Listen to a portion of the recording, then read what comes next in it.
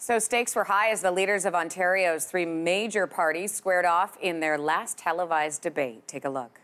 Your plan would annihilate the middle class. Your plan would bankrupt this province. You know it.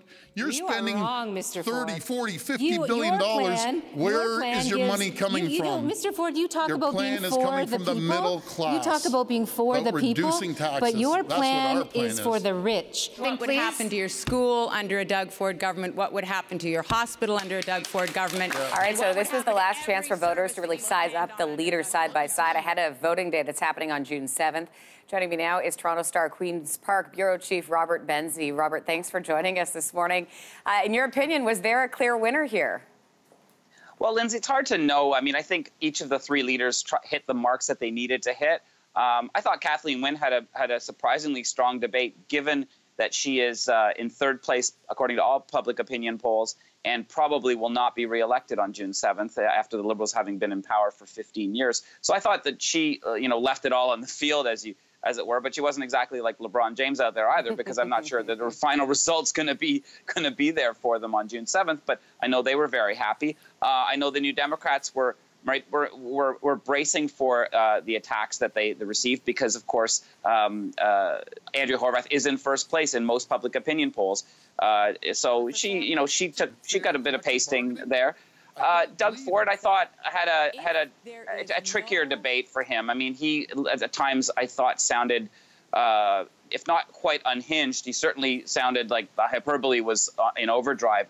I mean, on that clip you just showed about, Ontario will be devastated if the NDP wins. He said that many companies would be leaving Ontario the day after an NDP victory. But when he was asked if he would move his company, which he has a successful label company, if he was asked if he would move into the States if the NDP won, he wouldn't answer that. So I thought that maybe they were all revving up the rhetoric a little bit. But if the election were held today, I think Mr. Ford would still have a slight edge. But the election, of course, is still, a week and 4 days away. Okay, let's talk tactic. The Liberals are taking, it seems like a new direction right now, the sorry, not sorry thing. Let's take a look, Robert, let's take a look at a new ad they've put out. I'm sorry more people don't like me, but I'm not sorry for keeping business taxes low and attracting Google and Toyota here, or for covering tuition for hundreds of thousands of students so they can get good jobs. Not sorry we brought in rent control. Yeah, okay, so that sorry, not sorry line. We heard, obviously, in the debate, they released that ad just before the debate. Is this a good tactic? Is this going to work for them? I don't know, Lindsey. It's sort of like, it's not me, it's you, or it's not you, it's me. I don't know. I don't think she's breaking up with us, but I think maybe voters are breaking up with her. I thought it was an interesting tactic. They were very pleased with the ad. I was speaking to some Liberal strategists last night, and they thought that it's a good tack to take, because they argue that the Premier herself may not be popular, but the province is actually not in terrible shape. According to them, they know unemployment is low at 5.5%. The economy is still growing. But I think there's still a lot of folks out there who feel a bit left out and are looking for change. And that's why Andrea Horwath and Doug Ford have been doing so well in the polls. There's a sort of Liberal fatigue, I guess, that's set in. And after almost 15 years in power, that's not, surprising, really.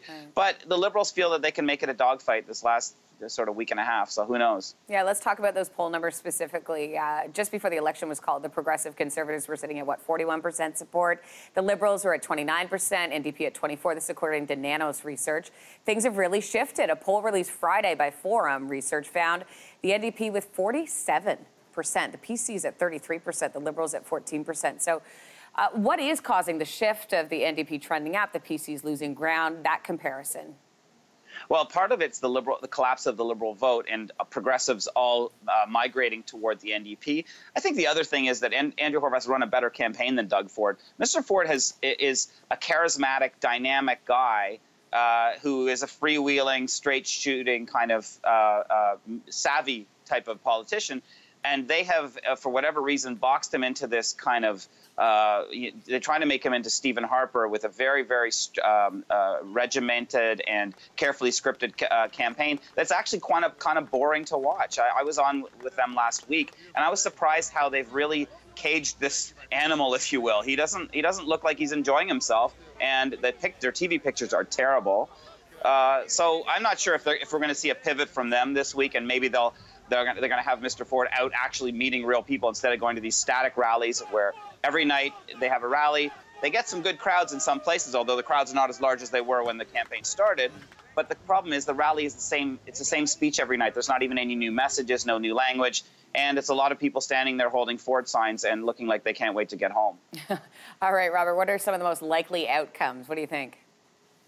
I still think that it's too close to call, Lindsey, and you could see a minority government. I'm not sure if it's going to be a Tory minority or an NDP minority. I think the only thing that we can say is it's probably not going to be a Liberal government. I mean, it's just they are so far behind in so many different parts of the province that at this point they're really looking to save the furniture and live to fight in 2022. I can't see how they can possibly win this election, but stranger things have happened.